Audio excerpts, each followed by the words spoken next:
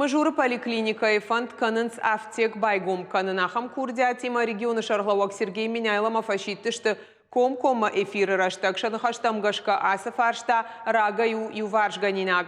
Нартака бната баштахай и втонгон Канынс қауга кушангарштай. Ясы бнат мнасы помещение нарсагр той фармации масны рад там ауди регистратура такие басата код там така ногажмата стилаштен баласы что хоштер баласы что оборудование узенза алсидер хоштер мана город республика ктаритер вей фармацией аптеката ямдер узен автор на адам тем нуждаться консюс хоштей кома.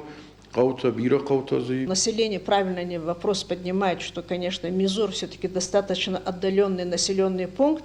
Еще учитывая, что все-таки проходит трасса и наличие лечебного учреждения там, разумеется, необходимо. Там сейчас лечебное учреждение, больница существует, там хорошая поликлиника. Сейчас аптека оснащается.